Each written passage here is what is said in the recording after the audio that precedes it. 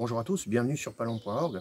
Alors, la vie du domaine, c'est pas uniquement la chasse, c'est pas uniquement les champignons, c'est aussi la pêche. Alors, sur la propriété, j'ai un ruisseau et une rivière première catégorie. Voilà, comme vous le savez, je suis en train de mettre en place un système no-kill pour la pêche à la truite.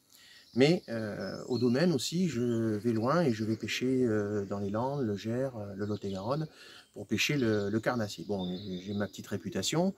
Je me suis concentré sur ce type de pêche depuis des années. Et donc, comme je vous dis, hein, j'ai tous les défauts, chasseur, pêcheur, cueilleur. Voilà. Donc aujourd'hui, je suis en train de préparer le matériel pour la pêche du carnassier. Alors pendant longtemps, j'utilisais du matériel lié à la pêche qu'on pouvait trouver pour la pêche en eau douce et tout ça.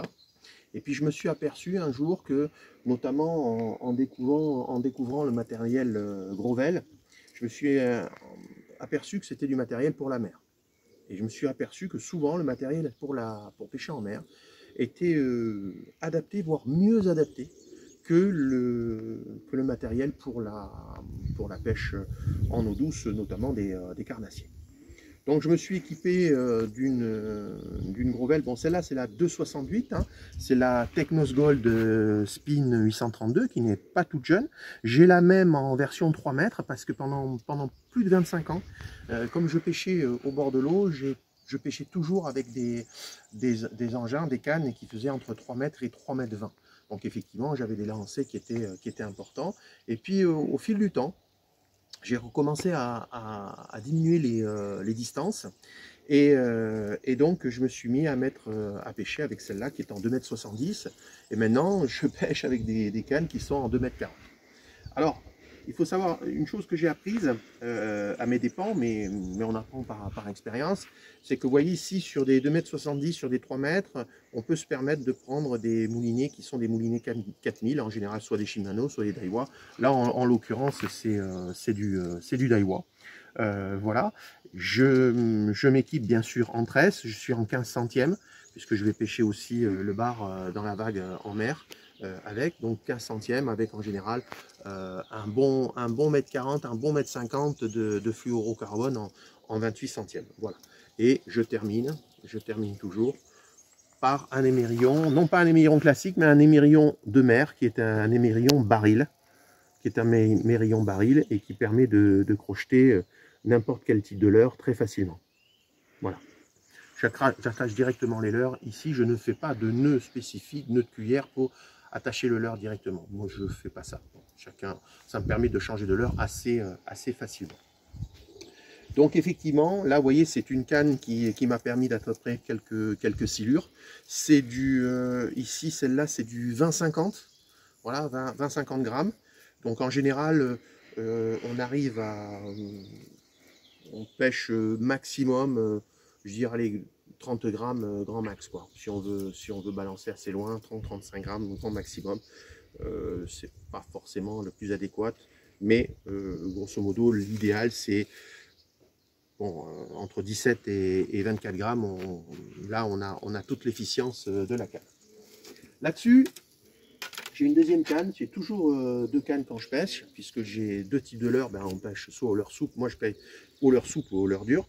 Et là, j'ai découvert, grâce au commercial de chez Decathlon, Laurent à Mérignac, il m'avait conseillé cette canne qui est de Caperlan, hein, donc Decathlon, pour pêcher en mer, et qui est en 2,40 avec un sion hybride, c'est-à-dire qu'on a une canne en carbone, et ici on a un sion en fibre de verre. Voilà. Donc qui est très souple, mais qui est très costaud, et on est sur une canne qui, elle, a une puissance entre 40 et 80 grammes. Voilà, en 2,40 m. Elle est très agréable, elle est très souple. Par contre, une chose, en termes de moulinet, pour ne pas alourdir le poids et pour que ce soit homogène, l'idéal c'est de tomber sur des moulinets qui ne sont pas en 4000, mais plutôt en 3000. Voilà. Donc les moulinets en 3000, là c'est en l'occurrence c'est un Daiwa. C'est un Ninja 3000. Hein, et j'en ai mis un, j'ai mis le 4000 ici là-dessus, on est trop lourd. C'est pas si génial. L'avantage qu'il y a, c'est que quand on fait du leurre souple avec cette canne, on sent vraiment tout. Hein, le fait d'avoir le fion extrêmement fin avec ce fouet, ça permet d'envoyer à une bonne distance quand on pêche du bord, mais surtout, on a toutes les tirées possibles et inimaginables et on ressent tout. Voilà. Donc c'est une bonne canne. Je m'en suis équipé d'une seconde très récemment. Voilà, donc j'en suis satisfait. J'ai fait pratiquement, quand j'ai acheté, bon, j'ai testé, et puis finalement j'ai fait toute ma saison l'an dernier avec cette canne.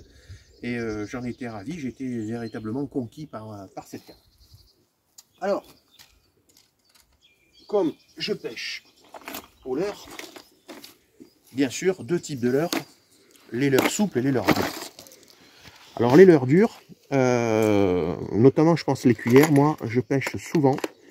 Ça c'est ma pêche de prédilection. C'est ce qu'on appelle là où on est sur du 24 grammes, c'est des ondulantes type Orcla. Ça c'est génial. J'en ai essayé beaucoup d'ondulantes, vraiment beaucoup. Celles-là, elles font vraiment un excellent travail. On attrape de tout avec. Cendre, perche, brochet, silure, on attrape absolument tout. Bon, moi le maxi c'est 24 grammes, je ne monte pas au-dessus. Parce que bon, si je monte au-dessus, on n'a pas des poissons ici qui font 1m10, 1m20 dans mon secteur, ça n'existe pas. En général, on attrape des brochets entre 60 et 80, et j'espère que cette année, l'ensemble des départements mettront, notamment pour le brochet, la maille inversée, qui permettra de garder les gros spécimens. Après, je garde toujours, j'ai une petite pensée pour MEPS, j'ai toujours une cuillère avec un contrepoids devant. La fameuse MEPS, un point rouge numéro 4, voilà. Ça fait bien son travail. Je ne vous cache pas que je pêche de moins en moins avec, mais par le passé, dans ma jeunesse, qu'est-ce que j'ai attrapé comme poisson avec, c'est assez impressionnant. Ici, j'ai gardé des leurres des rapalas qui ont plus de 20 ans.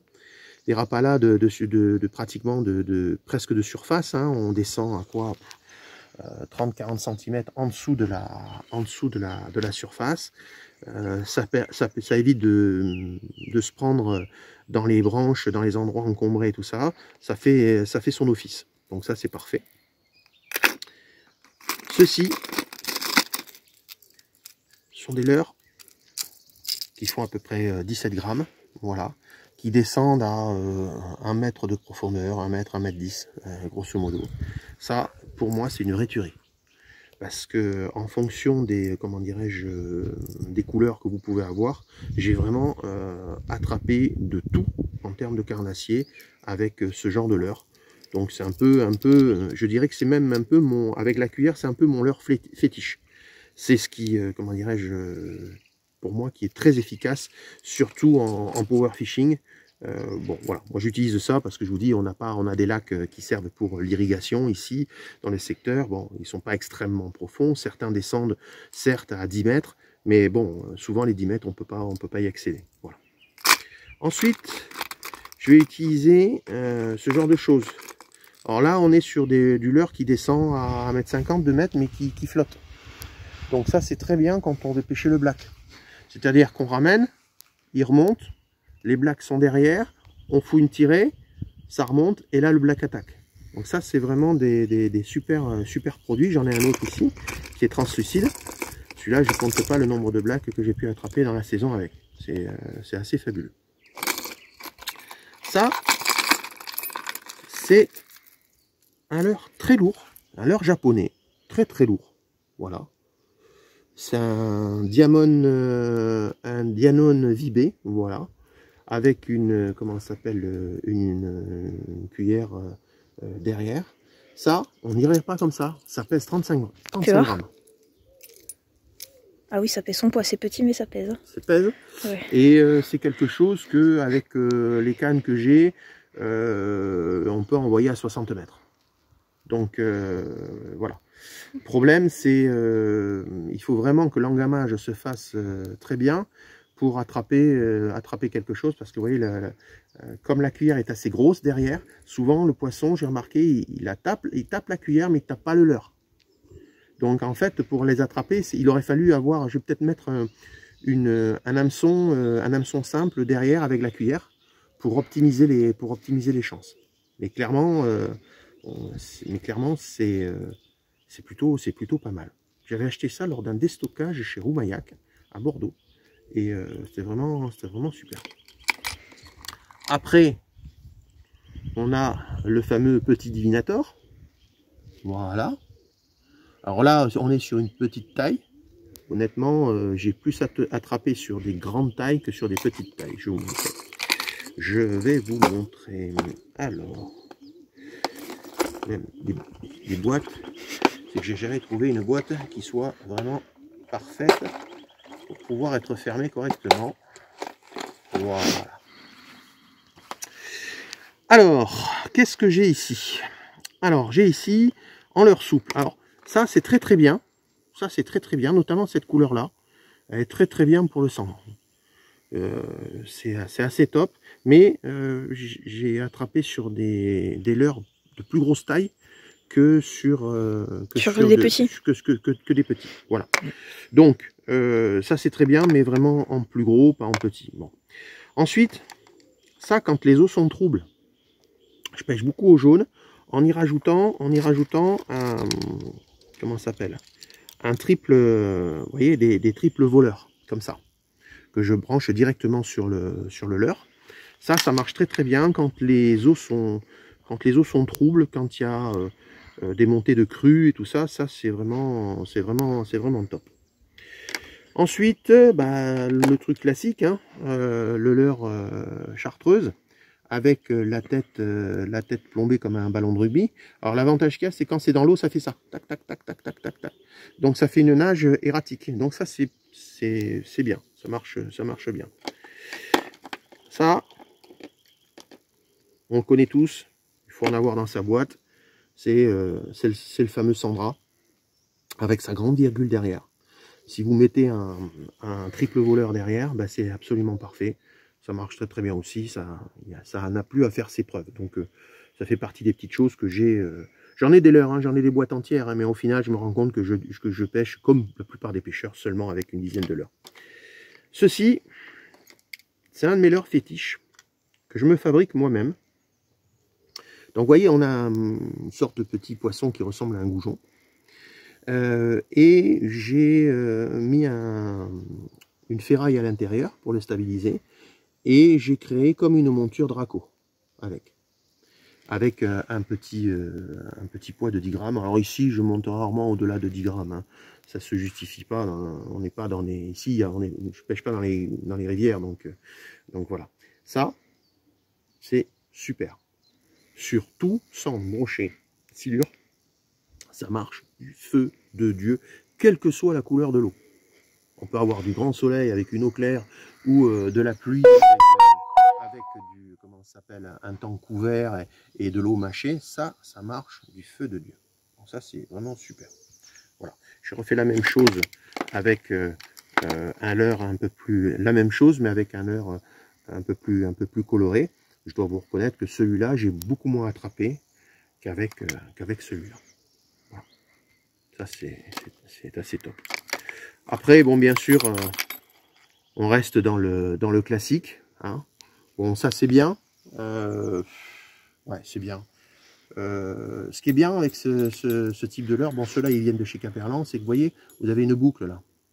Et il y a certains, ils n'ont pas les boucles, ce qui fait que le système d'accroche se trimballe à droite, à gauche. Alors que là, avec la boucle, c'est vraiment, ça ne bouge pas. Donc c'est plutôt bien pensé. Et bon, après, c'est très bien sur les petits blacks et tout ça. Donc voilà. Donc vous voyez, je reste assez sobre sur l'ensemble des leurres. Et puis les jours où je suis au bord de rivière et que malheureusement rien ne fonctionne, je sors les boîtes un petit peu plus grosses et puis sur un poste, je suis capable de passer 7 à 8 leurres différents pour essayer de faire déclencher quelque chose. Voilà. Après ça fonctionne pas, mais au moins quand on est au bord de l'eau, on passe de bons moments. Au calme, sans être embêté ni agressé. Et on aimerait que parfois les poissons soient un peu plus agressifs sur nos leurres, mais il y a des fois c'est pas le cas, il y a des journées où c'est pas le cas. Mais en général au bord de l'eau on passe toujours un bon moment sympathique. Voilà. Bien écoutez, j'aurai l'occasion de refaire des des vidéos concernant la pêche tout au long de la saison, puisque comme vous le savez, sur cette chaîne, vous allez voir la vie de la palombière, la vie du mirador, la vie du domaine, le bois, les champignons, les tempêtes, la pêche, les plantations, tout ça, ben, c'est au fil des saisons et ça demande un travail colossal. Voilà. Et quand on est à la campagne, on est tranquille et travailler sur ces petites choses, c'est tout à fait normal.